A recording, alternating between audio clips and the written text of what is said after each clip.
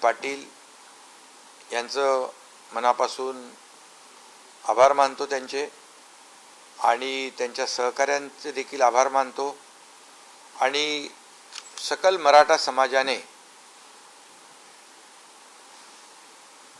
शासनाच्या आव्हानाला, विनंतीला मान देऊन हे जे आंदोलन होतं, उपोषण मागे घेतल्याबद्दल मराठा समाजाला देखील मनापासून मी धन्यवाद देतो। यामध्ये जे मुद्दे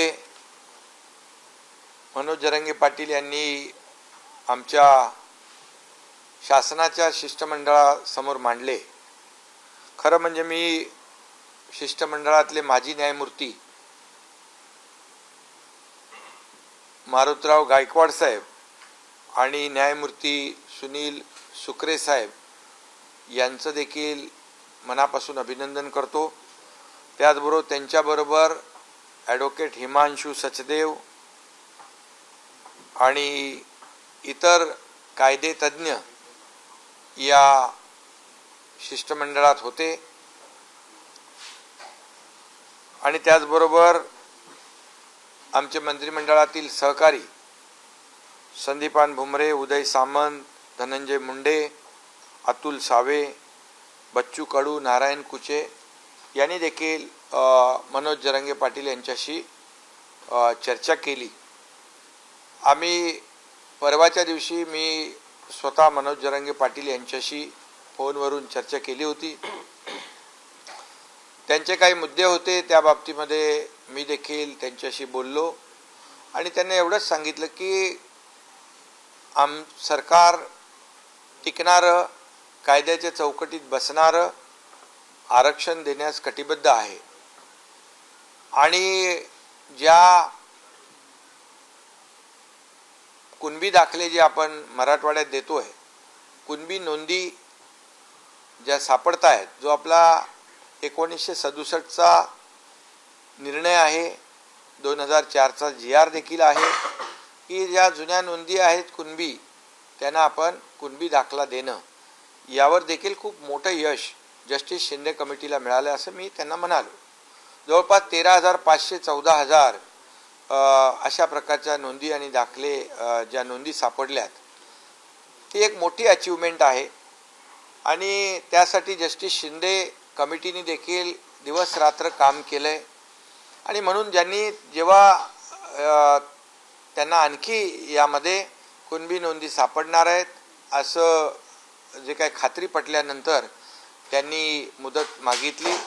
हेही मी मनोज जरांगे पाटील यांच्याशी बोललो आणि मी त्यांना हेही सांगितलं की उद्या आपण जे काही निर्णय घेणार आहोत तो टिकणारा पाहिजे, तो कुठे चॅलेंज होऊ नये।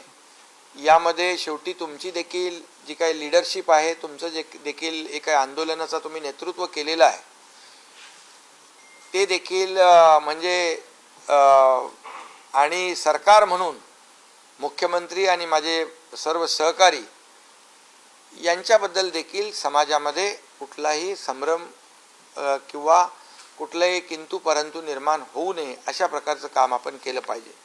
ही चर्चा झाल्यानंतर काल आमचे सहकारी बच्चू कडू त्या ठिकाणी गेले होते, ते माझ्या संपर्कात होते आणि मी आणि आपले उपमुख्यमंत्री देवेंद्रजी, दुसरे आपले उपमुख्यमंत्री अजितदादा, आम्ही सगळ्यांनी ठरवलं की सरकार शेवटी चर्चेतून आणि संवादातून हा प्रश्न, कुठलाही प्रश्न हा सुटू शकतो आणि चर्चा करण्याची जेव्हा दोन्ही बाजूची तयारी असते त्यावेळेस चर्चेतून मार्ग निघतो। आणि म्हणून सरकारने देखील ठरवलं आणि त्याप्रमाणे कायदे तज्ज्ञ देखील गेले, आणि आमचे मंत्री देखील गेले।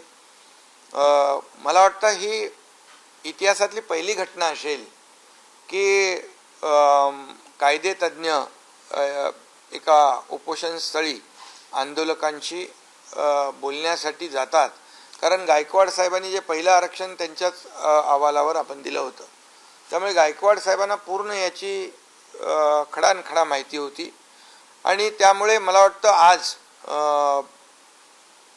हे सर्व चर्चा झाल्यानंतर मनोज जरांगे पाटील यांना देखील जे जस्टिस शिंदे यांनी काम केलेलं, त्यांच्या कमिटीने काम केलेलं, याच्यावर विश्वास आणि त्यांनाही खात्री पटली की खऱ्या अर्थाने सरकार अतिशय गांभीर्याने प्रामाणिकपणे काम करते आहे.